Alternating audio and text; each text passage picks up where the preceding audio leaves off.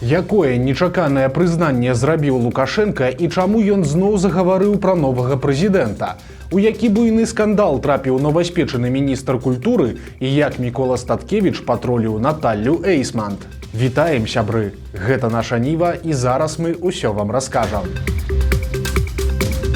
Лукашенка загаварыў пра новага прэзідэнта і прызнаўся, што не ведае, да чаго рыхтавацца. Сёння верталётам ён прыляцеў у Краснапольскі раён Магілёўскай вобласці, самы ўсход Беларусі на мяжы з Расіяй. Фармальнай тэмай было развіццё рыбаводства, таму Лукашэнку спачатку павадзілі па рыбгасе Палуш.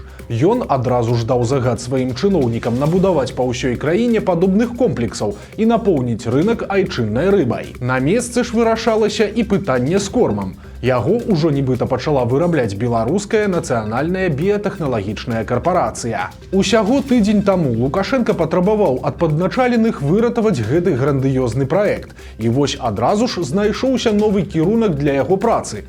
Якасць корма ад БНБК была прадэманстраваная на месцы. Просто паглядзіце гэты кавалак. Небольшой специалист. Даже вот посмотрите, вот за рыбой за. Он вкуснее. Я не буду скрывать, вот даже так для демонстрации, вот, даже съем сейчас. Не надо есть. Ну, один съем. Что не хватало? Карпом станет. Шулейка, давай пусть шулейка. Вот он один БК спишет, то, что съест. Пасля дэгустацыі корму прайшла вялікая нарада па развіцці паўднёвага ўсходу Магілёўскай вобласці. 7 раёнаў гэтага рэгіёна на працягу апошніх гадоў спрабуюць выратаваць рознымі указамі і льготамі, але дабрабыт у іх так і не наступіў. На эмоцыях ад наведвання рыбнай гаспадаркі адразу знайшоўся і рэцэпт поспеху. Замест малочных фермаў ці свінакомплексаў трэба штампаваць рыбгасы. Лукашенка нават згадаў класічную гісторыю пра бульбу з мясом. Может, одна из идей ничего не выдумывать, а построить на юго-востоке не одно такое рыбоводческое хозяйство. С учетом небольшого количества ресурсов, с учетом того, что мы знаем, как он говорил, мне шишки набили на этой стройке, мы знаем, как строить. На внутреннем рынке только половина и даже меньше мы обеспечиваем потребление рыбы. Бульбаши, бульбу едим там и так далее, но к бульбе надо рыба. И не только мясо и молоко. Поэтому, вот одна из идей. У запале Лукашенка нечакана прызнаўся, што глобальна ўжо і не ведае, да чаго рыхтавацца. Усё, і нават справы паўднёвага ўсходу Магілёўскай вобласці нібыта залежаць ад нейкіх уладных людзей. Нам надо мобилизовываться сейчас, чтобы пережить это сложное время, притом непонятное время. Я как президент не знаю, к чему вас готовить. Вот работаем, чтобы жить. Один лозунг. Работаем, чтобы жить. Не просто выжить, а чтобы жить. А что дальше? А дальше никто не знает, что произойдет. Что там выкинут сильные мира всего. У той жа час Лукашенка не ўтрымаўся, каб у чарговы раз наехаць на звычайных беларусаў. Іх, па яго меркаванні, вельмі моцна разбэсцілі. Цытата. Наперадзе эканоміка і вытворчасць. Будзе вытворчасць, тады людзі будуць працаваць, будзе зарплата і людзі будуць лепш жыць. А ў нас вельмі моцна развіта утрыманства. Канец цытаты. У выніку Лукашенка нечакана загаварыў пра новага прэзідэнта. Відаць, ён часта думае пра свой адыход ад улады, але такімі тэмпамі пераемніку банальна не будзе чаго перадаваць, бо чыноўнікі, на думку Лукашэнкі, не хочуць працаваць. Я забрал деньги у производителей, в бюджете забрал деньги, мы недополучили. Можем продать в 5 раз дороже, валюту получить. Отдал вам, а вы угробили. Василий Николаевич, по всей стране разберитесь и посадите. Будет больше 10 человек и министра туда. 11 там, и будете вы там. Есть. Хватит с ними шутить. Новаспечаны міністр культуры нечакана трапіў у буйны скандал. У эфір сваёй праграмы на АНТ ён прыцягнуў чарговага аферыста, які выдае сябе за самага знакамітага фермера краіны. Не так даўно Назар Мельнікаў абвясціў сябе паспяховым беларускім аграпрадпрымальнікам. Малады спартыўны хлопец умела вядзе сацыяльныя сеткі, дзе прадстаўляецца стваральнікам ягаднай імперыі і расказвае, як лёгка ў Беларусі атрымаць зямлю ад дзяржавы і пачаць працаваць. Назар вельмі упэўнена трымаўся ў кадры і настолькі актыўна актыўна расказваў пра беларускае фермерства, што ўжо хутка дзяржаўныя СМІ пачалі запрашаць яго на інтэрв'ю, а таксама ён стаў частым госцем на праўладных круглых сталах. Мельнікаў за такі шанец ухапіўся і цяпер хваліцца, што разам з міністэрствам адукацыі, цытата, выбудаваў план развіцця патрыятычнай і арыентаванай на сельскую гаспадарку дзейнасці, накіраванай на змяншэнне кадравага голаду ў важных для эканомікі сектарах. Канец цытаты. Але апошняе інтэрв'ю ў перадачы Марата Маркава пабачыла былая жонка Назара Мельнікава, і мыльная бурбалка лопнула на вачах. Жанчына кажа, што хлопец умела пускае пыл у вочы, але не больш за тое. Ніякага аграбізнесу ў яго няма. Ён быў наёмным работнікам на фірме брата, але адтуль яго звольнілі за нейкую непрыемную сітуацыю з грашыма. Пакрысе пачалі гучаць і іншыя гісторыі пра хлопца. Маўляў, яго контент фейкавы, а сам Мельнікаў не ўмее ані працаваць на зямлі, ані гадаваць жывёлу.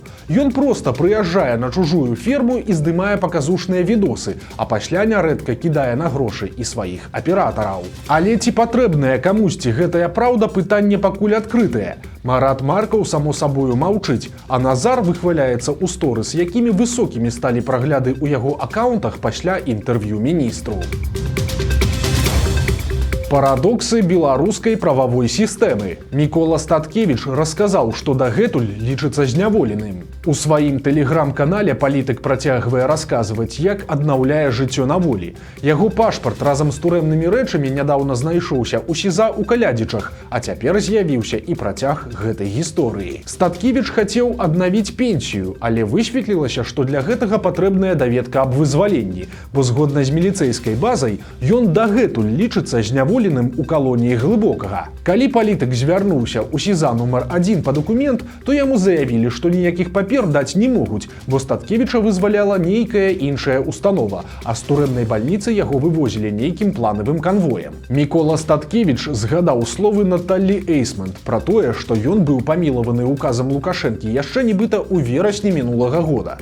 Палітык скончыў свой пост нечым кшталту тролінгу. Цытата. «Дамы бываюць часам такімі пераменлівымі. Цяпер я канчаткова заблытаўся ў сваім сённяшнім юрыдычным статусе і месцазнаходжанні». Канец цытаты.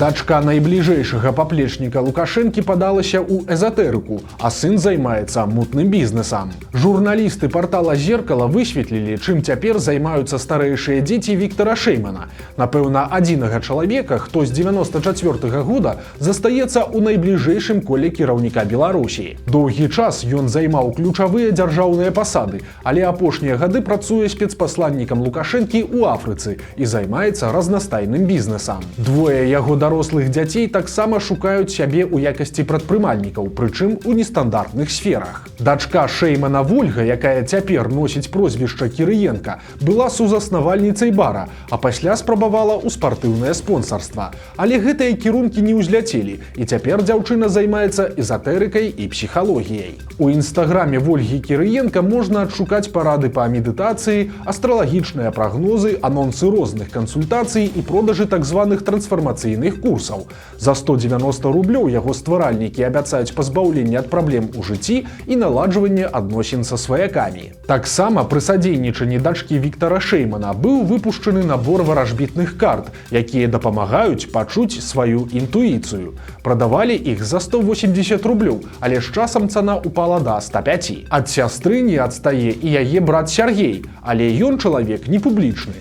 Мужчына не вядзе сацыяльныя сеткі і не з'яўляецца на публічных мерапрыемствах. У мінулым ён працаваў у Мінаблвыканкаме і валодаў долямі ў мінскай бургернай ды караоке-клубе. З 2009 года Сяргей Шэйман фігуруе як саўладальнік невялікай расійскай кампаніі з назвай «Тэп Холдынг».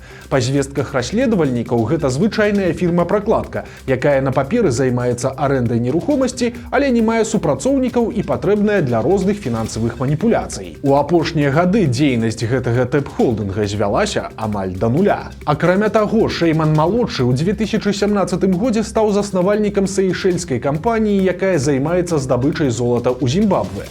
Яго партнёрам выступіў сумнавядомы бізнесмен Александр Зінгман, якога часта бачылі побач з Лукашэнкам. У сакавіку 2018 года Шейман-малодшы суправаджаў свайго бацьку падчас яго візіта ў Афрыку.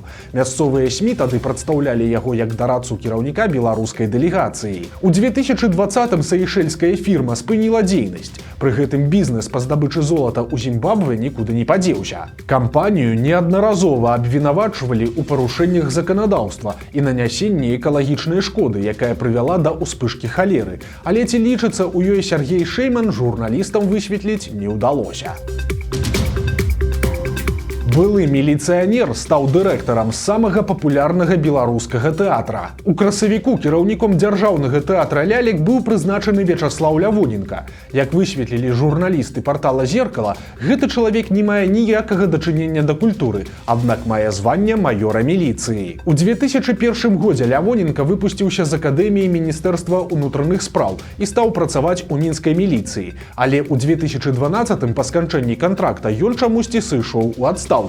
Пасля маёр прыстроіўся ў службу аховы сеткі крамаў «Еўраопт», а затым перайшоў на аналагічную працу ў Добраном. У лістападзе 2023 года Вячаслаў Лявоненка зноў вярнуўся на дзяржаўную службу і уладкаваўся на працу ў грамадскае аб'яднанне «Белая Русь», пасля чаго вельмі хутка апынуўся на пасадзе намесніка дырэктара тэатра «Лялек». Гэты тэатр лічыцца самым папулярным у краіне, а на яго пастаноўкі квіткі дастаць вельмі складана. Пасля таго, як сёлета пасада дырэктара тэатра аказалася вакантнай, маёр у адстаўцы пайшоў на павышэнне. На сайце установы няма ніякай інфармацыі пра яе кіраўніка. У дзяржаўнай прэсе таксама адсутнічаюць хоць нейкія згадкі.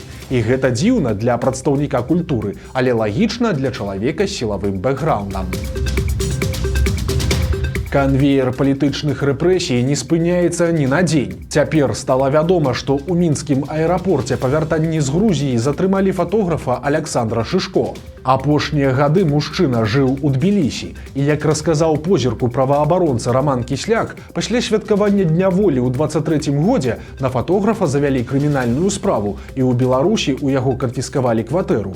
Але з нейкіх прычын у гэтым красавіку Шишко вырашыў вярнуцца на радзіму і ў выніку яго затрымалі адразу ў мінскім аэрапорце. Падобная гісторыя здарылася ў мінулым жніўні з маладой спецыялісткай па сацыяльных сетках Ангелінай Станіславовіч. У 2022 годзе 26-гадовая дзяўчына з'ехала з Гродно ў Варшаву, але працягвала перыядычна ездзіць дадому. Адна з такіх паездак летам скончылася затрыманнем і змяшчэннем у СІЗА. Ангеліну Станіславовіч у выніку асудзілі за спробу садзейнічання экстрэмісцкай дзейнасці і прызначылі ёй хатнюю хімію.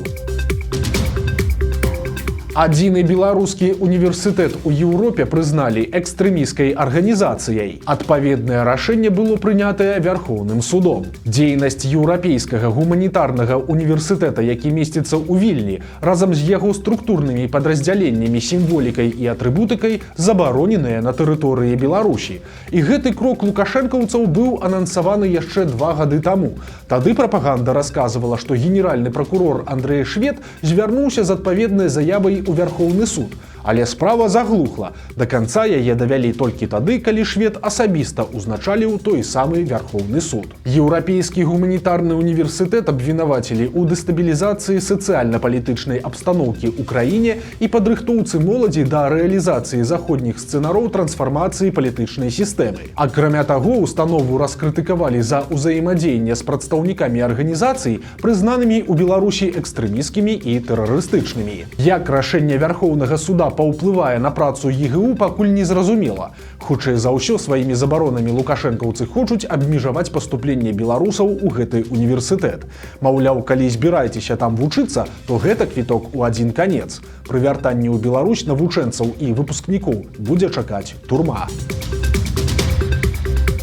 Беларускія ўлады абурыліся бацькавым рэзервам і патрабуюць прыняць меры. Міністэрства гандлю Беларусі звярнулася да сваіх расійскіх калег з просьбай абараніць вытворцаў і спажыўцоў ад выпадкаў няправільнай маркіроўкі тавараў на расійскім рынку.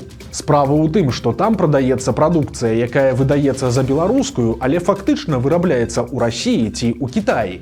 Аднак пры гэтым ствараецца ўражанне беларускага паходжання тавараў. На іх упакоўцы можна адшукаць чырвоны чырвона-зялёныя арнаменты, выявы дзяржаўнага сцяга ці проста хлуслівыя надпісы кшталту «Зроблена ў Беларусі» альбо «Беларускія тавары». Чыноўнікі прааналізавалі папулярныя маркетплейсы і выявілі больш за 25 пазіцый падобнай прадукцыі. Сярод іх, напрыклад, ёсць тушонка з каніны пад назвай «Бацькаў рэзерв». Ад Федэральнай антыманапольнай службы Расіі беларускія чыноўнікі просяць прыняць меры па супрацьдзеянні псеўдабеларускім таварам. У Смалявіцкім раёне злодзей папаўся на любові да салодкага. У аграгарадку Юр'ева хтосьці разбіў акно аднаго з дамоў, залез унутр і скраў прадукты з алкаголем. Падчас агляду месца злачынства эксперты звярнулі ўвагу на пустую абгортку з-пад цукерак, і на ёй быў знойдзены адбітак пальца. Падчас праверкі па базе даных меркаванага злодзея адшукалі. Ім аказаўся мясцовы жыхар. Інфармацыю перадалі міліцыянерам, якія затрымалі мужчыну. У яго знайшлі частку скрадзенага, і супраць злодзея ласуна завялі крымінальную справу. Вось такія навіны аўторка. Подписывайтеся на канал, ставьте лайки альбо дизлайки и выказывайте заўвагі ў каментарах. И, конечно, читайте нашу Ниву, глядите нашу Ниву и любите Беларусь. До сустрэчы заўтра.